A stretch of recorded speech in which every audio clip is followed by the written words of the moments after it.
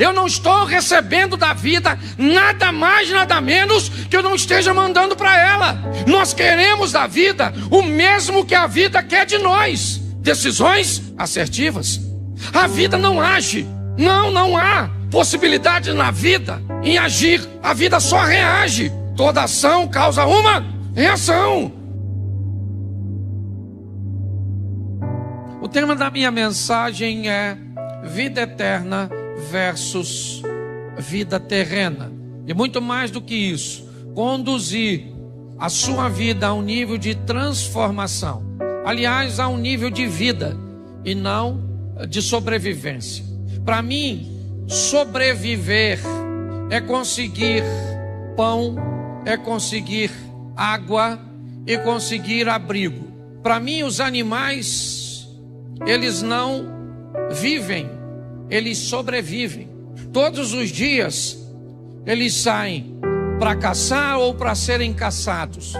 No final do dia, boa parte deles que começaram não chegam. Cederam suas vidas para que outros vivessem.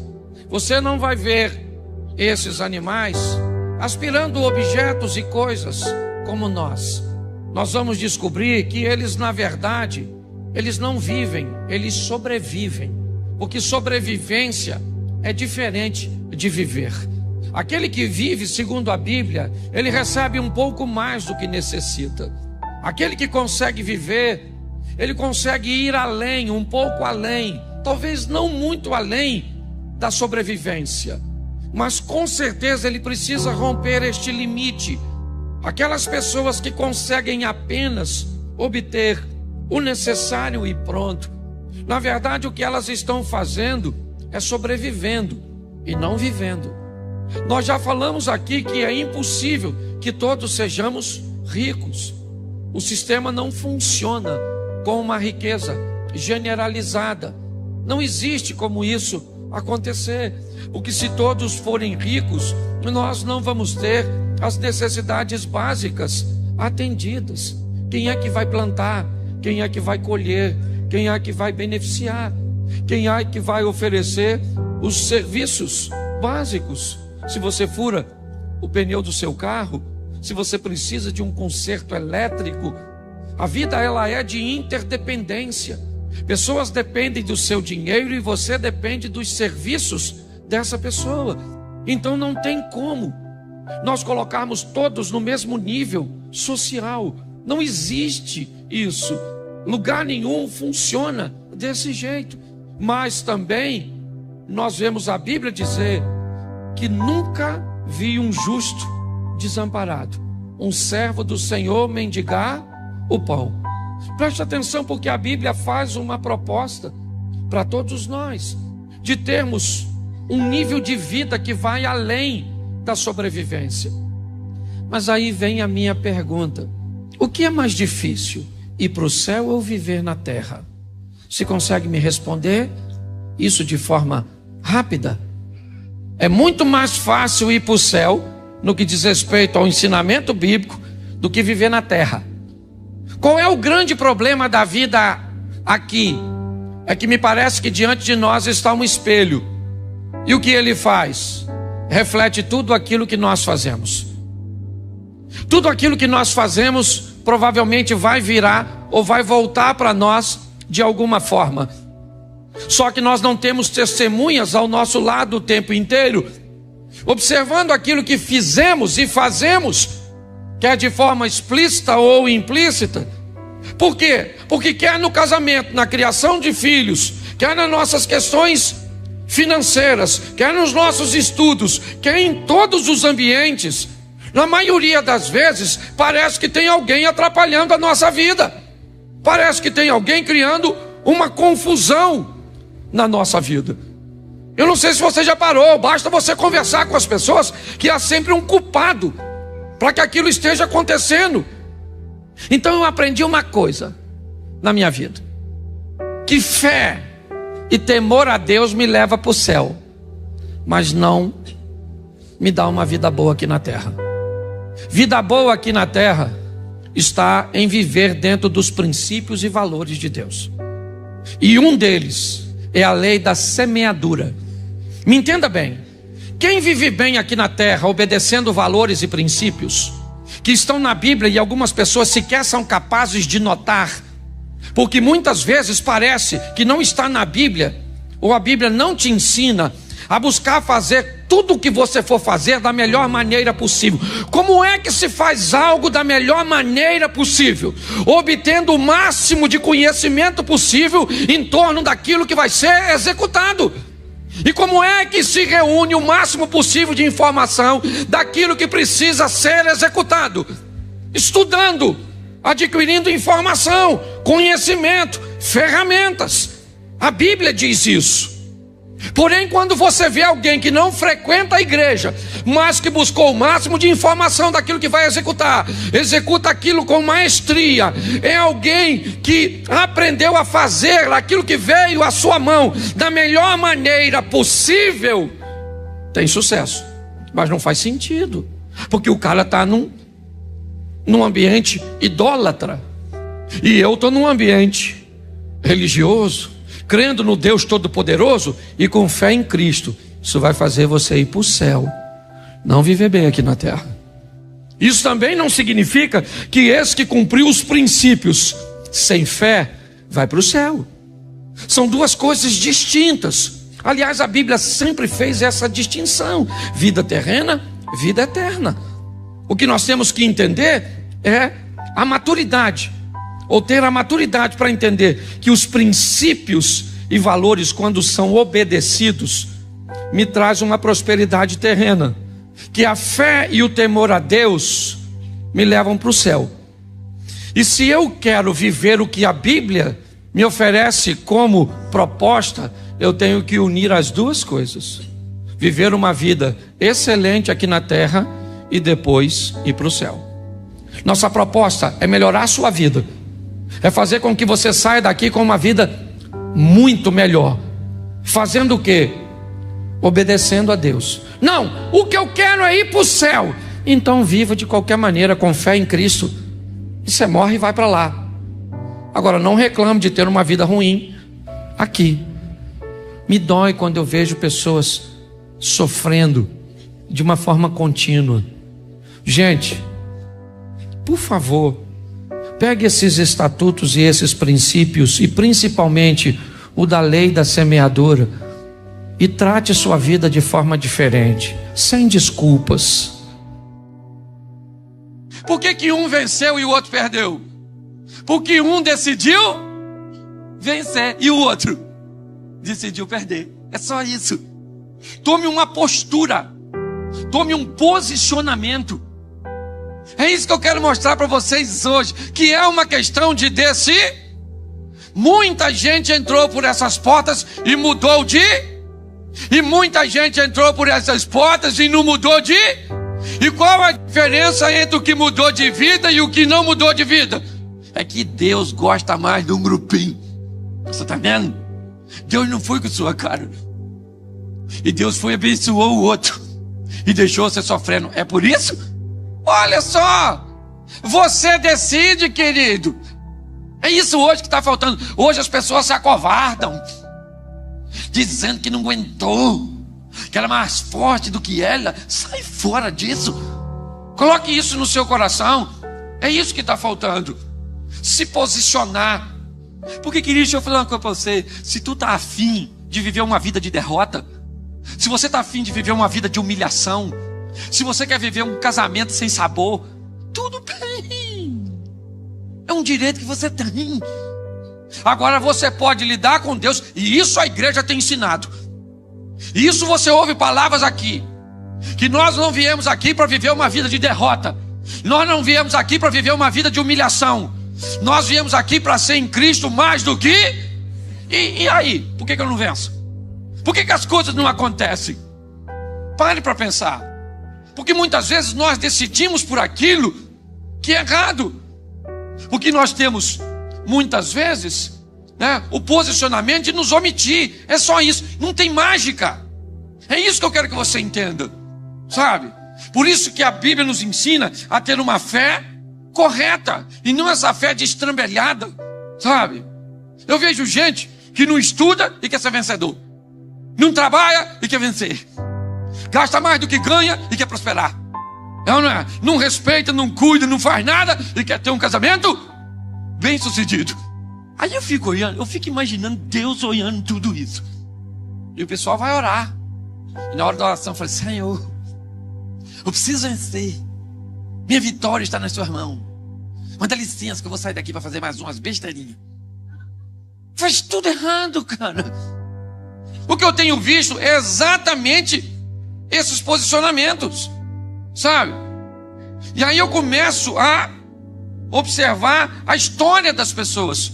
Como as pessoas estão se comportando indevidamente diante de uma proposta de um evangelho tão digno, tão decente, sabe? De um evangelho tão sóbrio, tão real. Querido, nós vivemos debaixo de lei de semeadura. Diga uma coisa para mim. Diga: a única voz que o meu futuro escuta é a voz da minha semente. Você pensa que o seu futuro vai escutar suas orações? Não! O seu futuro vai escutar suas ações. Tudo aquilo que o homem semeia, isso também ele. Então nós vemos pessoas. Qual é a minha grande preocupação? É que ao longo desse emaranhado de gente que entra por essas portas, pessoas entram e tiveram suas vidas totalmente transformadas. Entraram aqui com uma vida de derrota, com autoestima lá embaixo, com casamento destruído, desempregadas, não é verdade, sem perspectiva de vida. E hoje tiveram suas vidas totalmente transformadas. Levanta suas mãos quem ao longo desse período tem vivido isso com Jesus. Levanta a mão. Isso. Agora a gente sabe que tem muita gente que entra por essas portas e o que que muda? O que que muda? Nada! 20 anos, a igreja está aqui 19 anos, entrou aqui e até hoje está lutando. Pastor, que luta! O que é, meu filho? Você é crente ou lutador de MMA? Não é possível tanta luta. Não é possível, então perde logo. Não é? Então, é postura, é posicionamento, é isso. Aqui o que nós temos hoje que fazer não é muitas vezes ensinar você, mas é tentar fazer você fazer aquilo que você precisa que seja feito. Tomar uma postura. Você está namorando esse menino, às vezes para a sua vida andar, esse menino tem que sair da sua vida. Ah, pastor, mas eu já estou com 25. Aquele que vier a mim, de maneira nenhuma lhe lançarei fora. Ah, pastor, não, querido. Você precisa ter coragem de fazer aquilo que precisa ser feito. É só isso. Nós estamos aqui para estimular você a sair de sua zona de conforto e agir, sabe? Hoje as pessoas, eu fico imaginando, porque eu converso. Pô, pastor, eu estou aqui há 10 anos, eu estou decepcionado. Fulano passou por aqui, já rompeu. Ciclano passou por aqui, já rompeu. Aquele ali tem um ministério. Aquela outra já foi isso. A outra já casou. O menino da outra já está formado. O outro está empregado. Querido, está na hora do milagre parar de acontecer ali e começar a acontecer aqui, na sua vida, na sua história. Que Deus não tem panela não, meu filho. Deus não tem panelinha que diz: esse eu vou abençoar, esse aqui não vou não. Deus fica olhando, esperando, vou ver o que ele vai fazer. Você pensa, um macumbeiro vai fazer uma prova para um concurso junto com um crente, certo? O macumbeiro foi lá, matou uma galinha, acendeu umas velas, estudou pra caramba. O cristão não estudou nada, mas também não matou a galinha. É dizimista, é ofertante, conhece os hinos e tudo da igreja, não é? Não falta um culto, mas estudou não. Fala pra mim na hora da prova quem é que vai passar. Quem é que vai passar? Por que ele vai passar? Sério? Mas Deus não vai dar vitória pro outro, não? Não. Por quê? Quem não merece. Hoje eu tô cansado de ver isso. O pessoal não estuda. Na hora da prova põe a mão em cima. Oh, Senhor, estou sentindo a sua presença nesse lugar. Eu estou precisando da sua ajuda. Porque o inimigo está furioso.